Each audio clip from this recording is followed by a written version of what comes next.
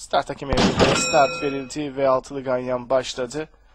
Bakıyorum 3 numaralı Mert Alp, 5 numaralı Çetin Yiğit ve 6 numaralı Yalnız Adam çıkışta birer boy kadar kaybettiler. 4 numaralı Topçu Bey ve diğer süratli isim 10 numaralı Sadrazam ilk 200 metrelik bölüm geçildikten sonra önde buluştu. Bunlardan şimdi tempoyu arttıran 4 numaralı Topçu Bey rakibinden ayrılıp farkı 2 boya kadar taşıyor. 10 numaralı Sadrazam takipteki isim hemen dışına çıktı. 11 numaralı Mesud'um. Mesud'umun bir boy kadar gerisinde bariyer dibinde 12 numaralı Işıl Hanım'ı izliyorum. Işıl Hanım'ın bir boy kadar gerisinde buralarda Bürkan var. Bürkan'ın hemen dışında yer tutan isim 8 numaralı Coşkuner. Coşkuner'in 2 boy kadar gerisinde 7 numaralı Golden Head ve içindeki 6 numaralı Yalnız Adam tek at gibiler. Onların bir boy kadar gerisinde dış kulvarda Çetin Yiğit, içinde 2 numaralı Arhat. 13 boy kadar gerisinde 1 numaralı Zigana.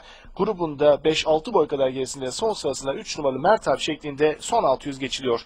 4 numaralı Topçu Bey kaçıyor. Fark 1,5-2 boy kadar 10 numaralı Sadrazam. Son düzlüğe çıktıktan sonra onu yakalamaya çalışıyor. Geriden 5 numaralı Çetin Yiğit'in ortadan Işıl Hanım'ın onun içinden 9 numaralı Bürkan atakları var. En dış kulvardan da 8 numaralı Coşkuner gelmeye çalışıyor. Farklar azalmaya başladı. Sadrazam liderliği almıştı ancak ondan da liderliği 12 numaralı Işıl Hanım aldı. Geriden buralarda 1 numaralı Zigana'nın 6 numaralı Yalnız Adam'ın atakları var. Bariyerdimde 2 numaralı Arhat da gelmeye çalışıyor. Son metreler geçirirken 12 numaralı Işıl Hanım koşun lideri son 150 geçiliyor. Fark 1-1,5 boy kadar. 10 numaralı Sadrazam'ın içeriden Arhat'ın atakları var. 12 numaralı Işıl Hanım lider. İçeriden Arhat geliyor. Rakibini yakalıyor.